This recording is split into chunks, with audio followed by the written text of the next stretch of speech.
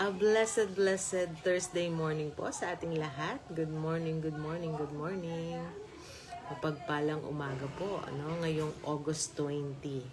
Dito sa Laguna, wala po ulit pasok yung mga estudyante. Tama naman para mas safe kasi biglang lumalakas yung hangin, umuulan.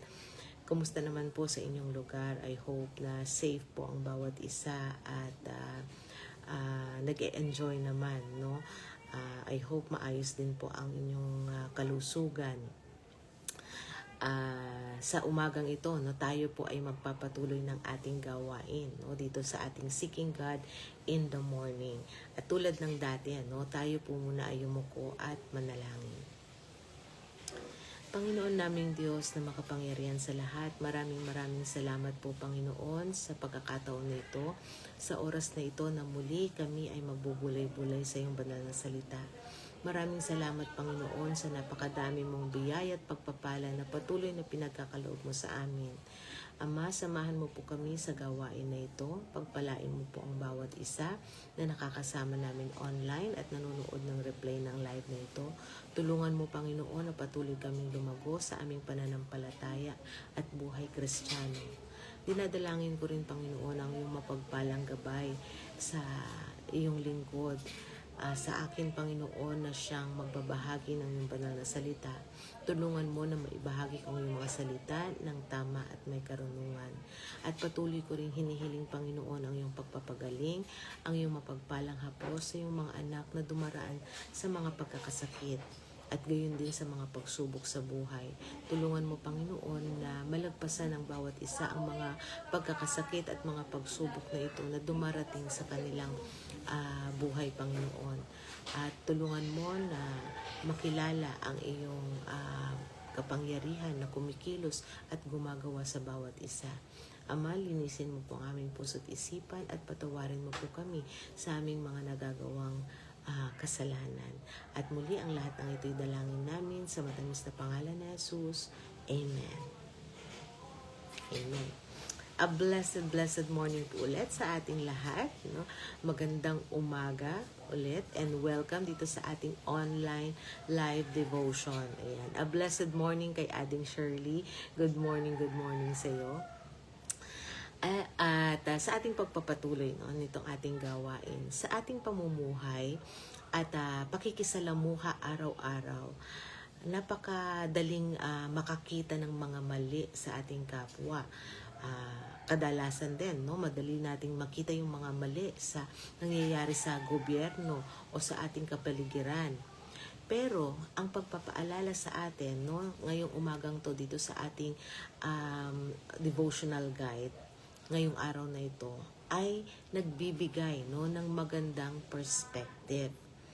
Ang sabi dito sa ating quotation, a statue has never been set up in honor of a critic. Yan. Walang pinarangalan. Yan. O naalala na dakila sa kasaysayan dahil lang sa pagiging mabilis pumuna. True impact comes from building up, creating, and encouraging, and not tearing others down. Dito sa ating Bible verse sa umagang to, bibigyang diin, itong topic natin na ito. Sa Bible verse natin na matatagpuan natin sa aklat ng Romans chapter 14 verse 13. Basahin po natin. Let us not therefore judge one another. Ayan. Ang panawagan sa atin ay malinaw. Ihinto natin ang paghuhusga at pagpuna sa isa't isa. Sa halip na maghanap ng kamalian sa iba, ituon natin yung ating puso sa pagpapala at paggawa ng mabuti. Para mas lalo nating maunawaan ang epekto ng pagpuna. Pakinggan natin ang kwento ni Catherine Marshall mula sa kanyang librong A Closer Walk. Ayan. Babasahin ko po yung kanyang article dito. In A Closer Walk, Catherine Marshall writes, One morning last week, he gave me an assignment. For one day, I was to go on a fast from criticism. I was not to criticize anybody about anything. For the first half of the day, I simply felt a void, almost as if I had been wiped out of I had been wiped out as a person. This was especially true at lunch. I listened to the others and kept silent. In our talkative family, no one seems to notice. Bemused, I noticed that my comments were not missed. The federal government, the judicial system, and the institutional church could apparently get well fine without my penetrating observations. But still, I didn't see what this fast on criticism was accomplishing until mid-afternoon. That afternoon, a specific positive vision for this life was dropped into my mind with God's unmistakable hallmark. On it, joy. Idea began to flow in a way I had not experienced in years. Now it was apparent what the Lord wanted me to see. My critical nature had not corrected a single one of the multitudinous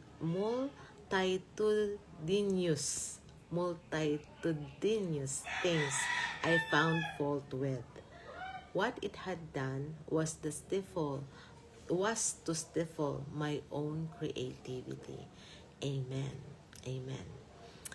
Um, Isang umaga, no, dito sa ating nabasa, naramdaman ni Catherine Marshall, no, na binigyan siya ng Panginoong Diyos ng isang espesyal na assignment.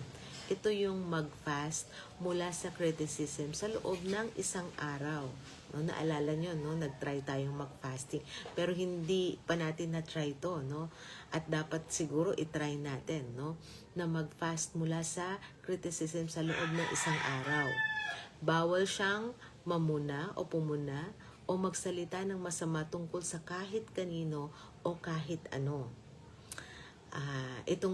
Itong challenge na to, no, sa unang kalahati ng araw, pakiramdam niya ay tila may malaking puwang o void sa kanyang sarili. Lalo na nung tanghalian na, no, nakikinig lang siya habang nag-uusap yung kanyang pamilya nang hindi siya nagbibigay ng opinyon. Na-realize niyang ang mundo, ang gobyerno, at ang simbahan ay kayang magpatuloy kahit wala ang kanyang mga puna o negatibong puna. Ang breakthrough, no, nitong kanyang ginawa. Nang hapon na yon, biglang nagbago ang lahat. Isang malinaw at positibong vision ang ipinagkaloob sa kanya ng Panginoong Diyos na puno ng kagalakan. Nagsimulang dumaloy ang mga bagong ideya sa paraang hindi niya nararanasan, no, sa loob ng maraming taon. Ito yung na-realize niya. Na-realize ni Catherine, ang kanyang pagiging critical ay walang nabagong kahit isang mali sa mga bagay na nakikita niya. Ang tanging nagawa lang nito ay ang pumigil sa sarili niyang maging creative at magkaroon ng joy. Ayun. So, napakagandang realization, no? Ang ating key takeaways sa araw na ito, no, is number 1, criticism doesn't fix things. Ang paulit-ulit na pagpuna ay hindi nag-aayos ng problema. It usually builds resentment instead of bringing transformation. Ikalawa, criticism stifles your own creativity. Kapag nakatutok ang isip natin sa mga maling bagay sa ating paligid, nawawalan tayo ng espasyo, no, sa ating pag-iisip para sa kagalakan at panibagong ideya at inspirasyon mula sa Panginoong Diyos. And number 3, try a criticism fast. itry natin tong fasting na ginawa ni Catherine. Subukan nating mag-fast sa pagpuna kahit ngayong araw lang. Guard natin, no, yung ating mga dila. Hold back negative commentary and let God fill our heart with joy and positive vision. Napakagandang encouragement po ito sa atin sa umagang ito. At muli, tayo nagpapasalamat sa Panginoong Diyos sa paggabay niya sa atin at pagsama niya sa atin, no, sa napakagandang lesson na ito na ating napagbulay-bulayan ngayon sa umagang ito. At bago tayo magtapos, tayo po muna ay yumuko at manalangin. Panginoon naming Diyos na makapangyarihan sa lahat, maraming salamat po, Ama, sa paalala mo sa amin. Tulungan mo kami, Panginoon, na kami ay magpigil ng aming sarili sa pagpuna at pagbigay ng hindi mabuting salita sa aming kapwa, sa aming kapaligiran, o sa kahit kanino o sa kahit anong bagay.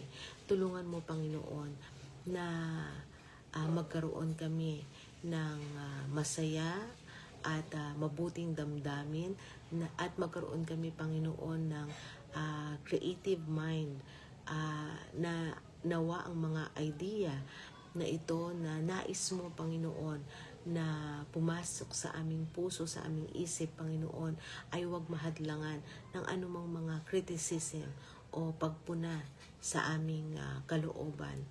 Baguhin mo po kami, Panginoon, at tulungan mo na mag-flow ang iyong napakadaming pagpapala sa bawat isa sa amin. At muli, ang lahat ng ito'y dinadalangin namin sa matamis na pangalan ni Jesus. Amen. Amen. A blessed morning po ulit sa ating lahat. To God be all the glory. Take care and God bless.